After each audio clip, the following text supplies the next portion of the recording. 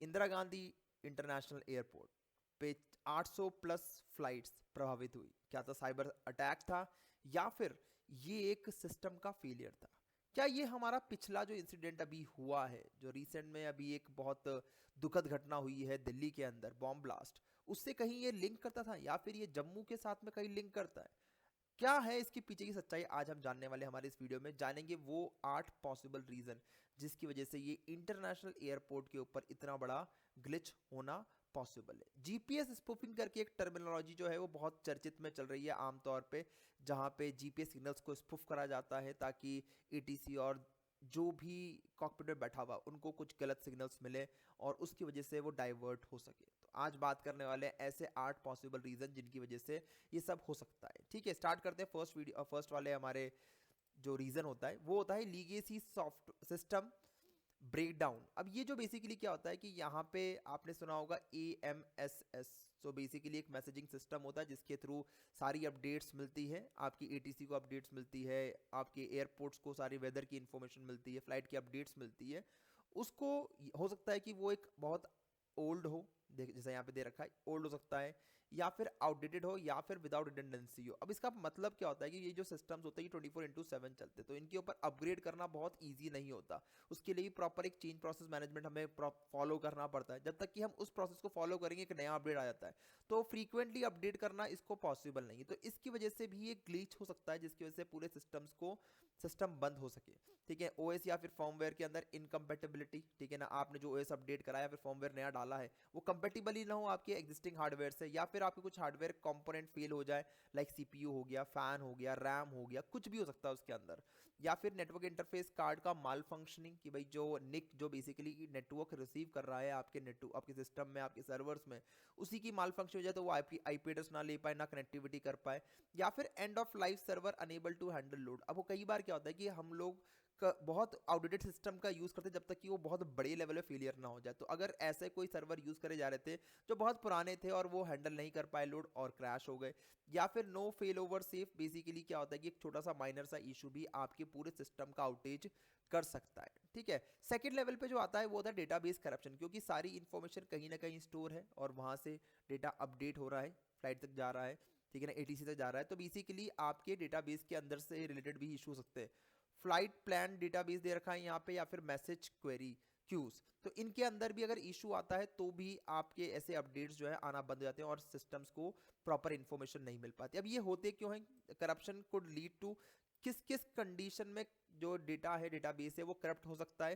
पहली बात तो सिस्टम जो है वो रीड ही ना कर सके या सेंड ना कर सके flight plane data.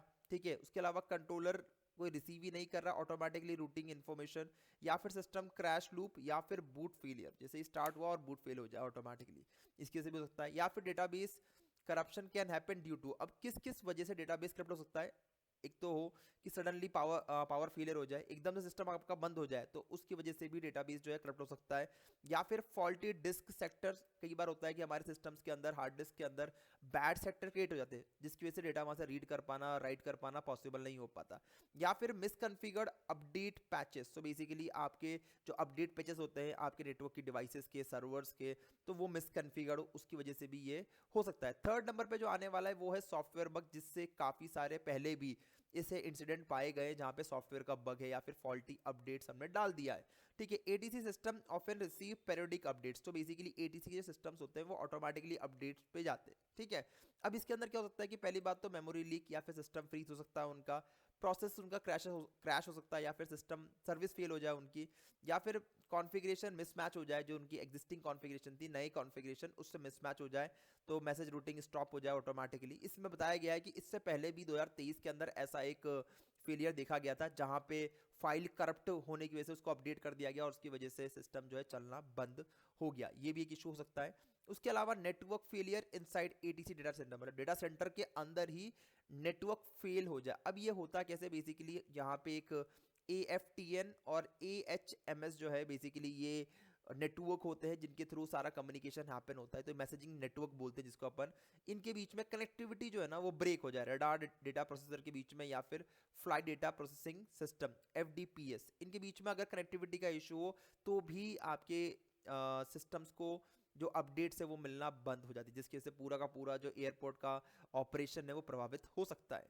The network switch router malfunctioning could disturb, अगर मान लो आपके राउटर और स्विच के अंदर, क्योंकि पूरा नेटवर्क जो यही बांध के रखते हैं, स्विच का काम होता है सिस्टम को कनेक्ट करना, राउटर का काम होता है डिफरेंट नेटवर्क्स को आपस में जोड़ना, अगर ये दो मेन डिवाइसेस ही अगर आपस में माल फंक्शनिंग कर जाए तो उस कंडीशन में भी आपके ये इश्यूज हो सकते हैं। जैसे देखा यहाँ फ्लाइट प्लान इंजेक्शन, फिर दे रखा है यहाँ पे आपका मैसेज राउटिंग हो गया, data distribution to ATC console, data आना एटीसी एयर ट्रैफिक कंट्रोल के पास में अपना डेटा जो आ रहा है, फ्लाइट का डेटा जो आ रहा है वो पहुंच ही ना पाए उसके अंदर। इसकी वजह से मतलब ये एक कुछ रीजन हो सकता है जिसकी वजह से मैनुअल फ्लाइट प्लान पे स्विच करा गया था जब जरूरत पड़े तो। उसके बाद बात कर सकते हैं अपन यहाँ पे कि एक स्टोरेज फेलियर का भी एक इशू हो सकता है, मतलब ये भी एक पॉसिबल रीजन है जो ये इंसिडेंट हुआ है। If the central storage array of और SAN so the storage area network has issue, मतलब जहाँ पे डेटा सारा स्टोर होता है उसके अंदर भी इशू होने की वजह से इस टाइप के इंसिडेंट पाए जाते हैं। जैसे मान लो डेटा रीड ना कर पाए, ठीक है ना, data can not be readed, फिर message queue can not be return, वो रिटर्न ही ना, राइट ही ना कर सके उसके ऊपर कुछ भी, या फिर मान लो कि boot sequence into system boots into the emergency mode, कई बार आपका सिस्टम में अगर कई बार आपका सिस्टम रीस्टार्ट हो जाए एकदम से सडनली स्विच ऑफ हो जाए तो आप देखेंगे कि आपका सिस्टम जो है ना वो इमरजेंसी मोड में चल जाता है, तो वो एक पॉसिबल रीजन हो सकता है कि भाई आपके हार्ड डिस्क का इशू हो गया, आपका स्टोरेज का इशू हो गया।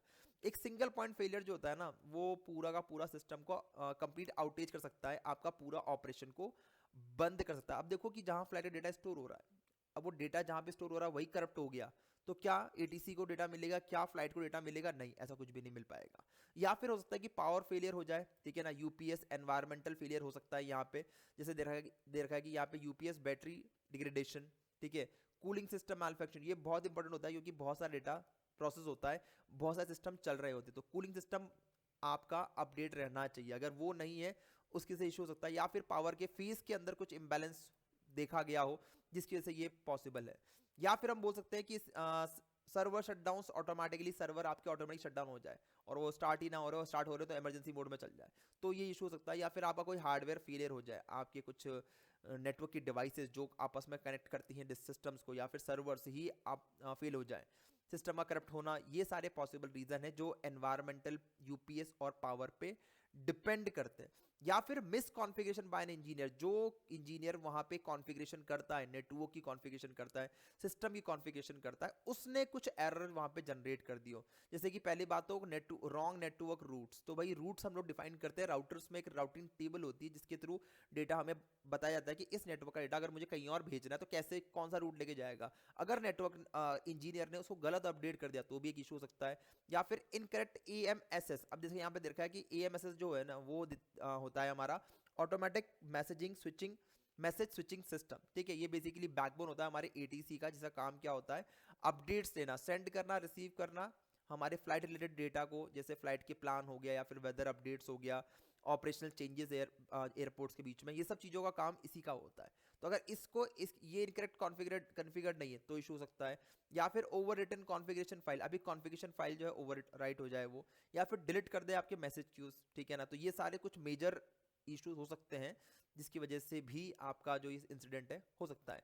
या फिर थर्ड पार्टी डिपेंडेंसी फेलियर, ये बहुत बार देखा गया है एयरपोर्ट्स में, आमतौर पे ऐसा इशू आता है, इससे पहले भी एयरपोर्ट का जो ऑपरेशन था वो हार्म हुआ था क्योंकि एक थर्ड पार्टी वेंडर जो था उसका सिस्टम फेल हो गया, ठीक है। तो बेसिकली यहाँ पे एएफटीएन गेटवेज को, या फिर मान लो कि ये जो एएमएसएस जो है वो डिपेंड करता है एएफटीएन गेटवे, क्योंकि उसी के थ्रू नेटवर्क के थ्रू अपडेट कर पाएगा सबको।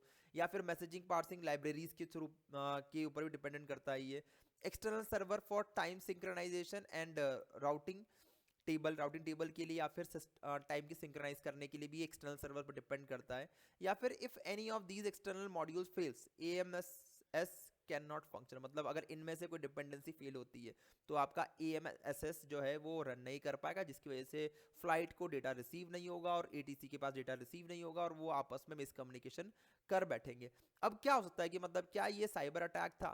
तो अभी तक कोई ऐसा प्रूव नहीं हुआ है कि साइबर अटैक है नहीं है, इसका कोई भी लिंक जो है ना लग नहीं रहा कि किसी पिछले टेररिस्ट हमले से कोई लिंक है, ऐसा कुछ भी अभी प्रूव नहीं हुआ है, क्योंकि ये एक सिस्टम फेलियर भी हो सकता है, जरूरी नहीं कि साइबर अटैक हो या फिर किसी ने एक जानबूझ के अटैक करा हो। पहली बात तो सडन सिस्टम क्रैश हो सकता है, ठीक है ना, शटडाउन हो सकता है आपके, या फिर राउटिंग टेबल, ये सारे कुछ इश्यूज दे रखे हैं जो आपके पॉसिबल अटैक वेक्टर्स हो सकते हैं। मिलते हैं फिर नेक्स्ट वीडियो में। आई होप आपको ये जानकारी अच्छी लगी होगी। Thank you so much.